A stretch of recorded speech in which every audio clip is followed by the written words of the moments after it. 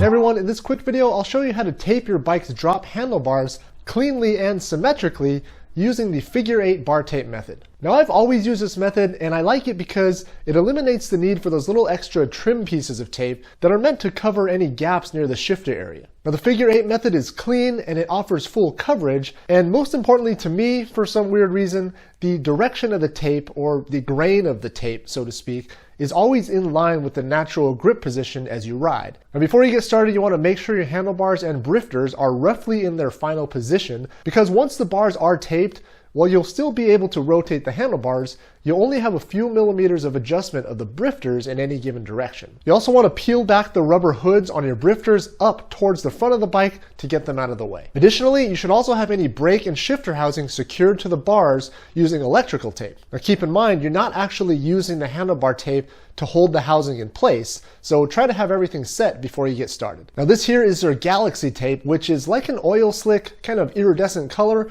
Now the feel of this Mark tape is pretty nice. So to start, peel away some of the adhesive backing from the roll of tape. Now some tapes don't have this adhesive strip, but most tapes, including the Mark Galaxy tape, do. Now I recommend starting at the bottom of the handlebar and overlapping a full revolution so that no handlebar is exposed. Now looking from the back of the bike towards the front of the bike, on the right hand side of the handlebar, go in a counterclockwise direction, such that as you come over the top of the handlebar, the tape is being pulled away from the bike. Now as you start wrapping, don't be afraid to pull the tape pretty taut. It actually takes a lot of force to tear bar tape, and you definitely don't want your tape job to end up coming loose. Overlap the previous revolution by about 1/3 of the width of the tape. Now you can increase the amount of overlap for a thicker wrap, or reduce the overlap for a thinner feeling grip. Continue wrapping up the drop portion of the bar, making sure to use a consistent amount of overlap and tension as you go. Now when you approach the bend of the handlebar, you'll have to overlap more on the inner radius of the bend, in some cases up to half the tape width or even more. Keep wrapping up the bend until you have less than one full width of bar tape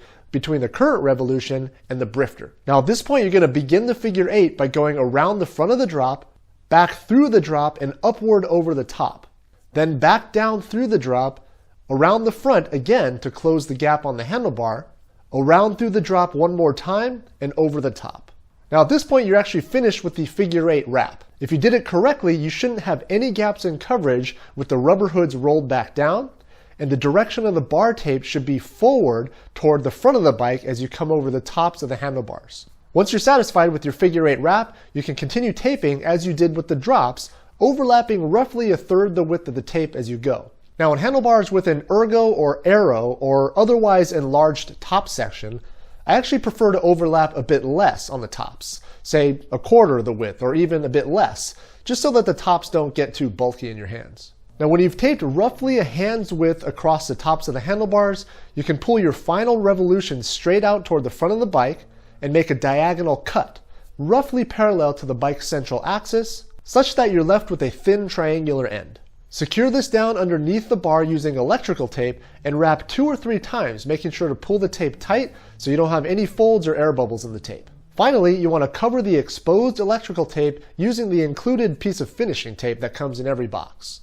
Now be sure to really press down on the end of the finishing tape for a few seconds so that it doesn't end up peeling up over time. Now to wrap things up, back at the drop section of the bar, fold the overlapping bar tape into the end of the handlebar and stuff the included plug into the bar end. Now most handlebar tapes will come with a plastic plug like this one, but a nicer option is a reusable alloy compression plug, like this one, also from Mark. Now either type of bar end plug works, and each serves to create a nice finished look to your tape job. Now it should go without saying that the left-hand side will be symmetrical to the right, wrapping in a counterclockwise direction if standing at the back of the bike and looking towards the front. Now the figure 8 portion is also a mirror image to the right side and can take a bit of practice before it becomes second nature. But be patient, and for the most professional results, try to keep everything as symmetrical as possible. I'll frequently reference the finished side as I work on the unfinished side to make sure that the amount of overlap is the same, and me being me, I'll even count the revolutions to make sure I'm using the same amount of tape on each side. A great way to verify that you've used the exact same amount of tape on each side is to compare the cut ends to see if they're the same. Or for the really particular home mechanics out there, a pro tip is to actually use the cut off portion of the tape from the finished side as a template for how much to cut off the other side. Now, one thing that I should mention is that you don't need to be afraid to unwrap and rewrap sections of tape to get the desired result. Then, of course, don't forget to take a few moments to stand back and admire your work when it's all done. It really is the best part of working on your own bike. Now, the tape that I'm using in this example is the MARQ Galaxy tape, which really does have a nice finish. However, MARQ also has a pretty wide variety of bar tapes available. Now, for instance, they also sent over their tacky bar tape in black, which I recently put on my Specialized Diverge. Now, this tape forgoes a fancy oil slick finish and instead focuses purely on function. Now, at 3 millimeters thick, it's only 0.5 millimeter more than the Galaxy tape, but it definitely feels softer and more comfortable. It's lightweight and flexible just like the Galaxy, but it's also got this really nice polyurethane top layer, which really is pretty tacky and has a nice feel. Anyways, I recommend checking out MARQ's full line of bar tape and other cycling components in the link in the description. And I think that's about it. I hope this video was helpful and has maybe given you the confidence to try taping your own handlebars for that glorious sense of satisfaction and completion. And thank you all for watching and subscribing to the channel if you haven't already. And I'll see you next time.